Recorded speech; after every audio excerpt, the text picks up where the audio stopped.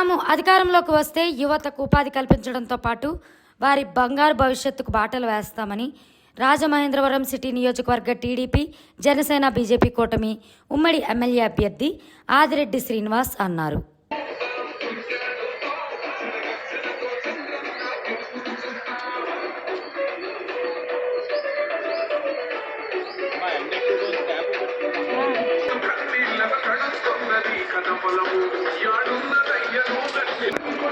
మన మేనిఫెస్టో ఆడపిల్లలకు ఎంతమంది ఉంటే అంతమంది చదివిస్తారు. ప్రతి ఆడపిల్లకి 18 ఏళ్ళు దాకా 18,000, ఎంతమంది పిల్లలు ఉంటే అంతమందికి 15,000. అమ్మఒడిలాగా ఒకరికి ఇస్తే ఇంకోళ్ళకి ఇవ్వకపోవడం అలా కాదు.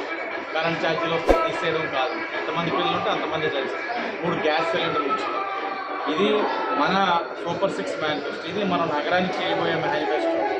రేట్ బ్యాచ్, పంజాబ్ బ్యాచ్, నగరాలు అవసరం, సిసి కేంద్రాలు పెడతాం, పిల్లలు ఉద్యోగ అవకాశాలు కల్పిస్తాం, ఆశీర్వదించాం. కరెంట్ ఛార్జీలు తగ్గుతాయి, చెత్త పన్ను తీసేస్తాం. ఏమేంద్రా ఓట్లు బాగాలేదా, పడ్డావా? ఏం చదివా? ఈజీ ఇన్వెస్ట్మెంట్ పడ్డది పండగ.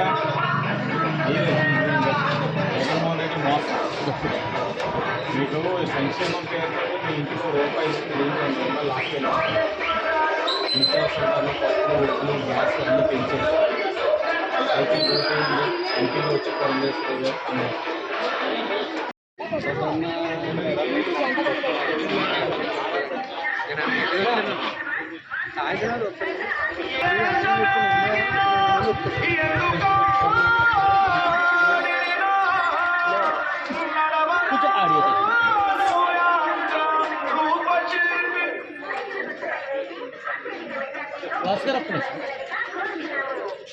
నాయ కూడా పెట్టానా సింగిలా? అలా పడతా ఉంది, చూస్తున్నారు కదా. నేనైనా తగ్గుతున్నానేమో. మా కార్యకర్తలు అంటున్నారు మంచు పడతా ఉందని. మా వాళ్ళు తగ్గట్లే. ఎందుకు తగ్గట్లేదు అని అంటే ఇంటింటికి వెళ్తూ ఉంటే అక్కడి నుంచి వచ్చే స్పందన, ఆదరణ, ప్రభుత్వ మార్పుని ఏ విధంగా కోరుకుంటా ఉన్నారన్నది చాలా స్పష్టంగా మాకు తెలియజేస్తూ ఉన్నారు. ఏ అంశాల మీద వాళ్ళు ప్రభుత్వాన్ని వ్యతిరేకిస్తున్నారన్నది కూడా తెలియజేస్తూ ఉన్నారు. ఆ అంశాలనే నగర మేనిఫెస్టోలో పొందుపరిచాం. ఆరోగ్యకరమైన రాజమహేంద్రవరం కోసం మేము కృషి చేస్తాం. ఉపాధి అవకాశాలు కల్పిస్తాం, ఉద్యోగ అవకాశాలు కల్పించాలి, అలాగే టూరిజంకి ప్రాధాన్యత ఇవ్వాలి, క్రైమ్ నియంత్రించాలి. ఇప్పటికే క్రైమ్ చాలా ఎక్కువైపోతా ఉంది. కల్చరల్ హబ్ లాంటి నగరం రాజమండ్రి సిటీ క్రైమ్ హబ్ అయిపోయింది. ఆ క్రైమ్ హబ్ని మళ్ళీ రివైవ్ చేసి సాంస్కృతిక రాజధాని కింద తీర్చిదిద్దాల్సిన బాధ్యత తెలుగుదేశం, బీజేపీ, జనసేన పైన ఉంది. వీటిల్నే ప్రజల్లోకి తీసుకెళ్తా ఉన్నాం. ప్రజలు కూడా మేము అనుకుంటున్న అంశాలు చెప్తా ఉంటే తప్పకుండా వీటికి ప్రాధాన్యత ఇవ్వండి. వీటికి ప్రాధాన్యత ఇస్తూ మాకు అభివృద్ధి చేయండి.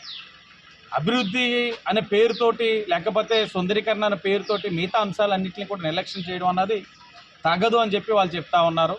ఆ అంశాలకు ప్రాధాన్యత ఇస్తూ ఉన్నాం. తప్పకుండా రాబోయే రోజుల్లోనే ప్రశాంతమైన నగరం, ఆరోగ్యకరమైన రాజమహేంద్రవరం, యువతకి ఉద్యోగ అవకాశాలు కల్పించే నగరం, ఏదైతే పని లేక ఒక ఇసుక పాలసీ వలన కానీ లేకపోతే నిర్మాణ రంగం కానీ లేకపోతే భవన కార్మిక వ్యవస్థ కానీ నిర్వీర్యం అయిపోయి ఉన్నాయో ఆ ఇసుక పాలసీని కూడా మరలా తీసుకొచ్చి, గతంలో ఏదైతే ఫ్రీ పాలసీ ఉందో ఫ్రీ ఇసుక పాలసీని తీసుకొచ్చి వీళ్ళకి ఉపాధి కల్పిస్తూ, ఉద్యోగ అవకాశాలు కల్పిస్తూ అన్ని రంగాల్లో కూడా ప్రజల సుఖ సంతోషాలతోటి ఆనందంగా ఉండేందుకు గాను తెలుగుదేశం, బీజేపీ, జనసేన పార్టీ కృషి చేస్తూ ఉంది.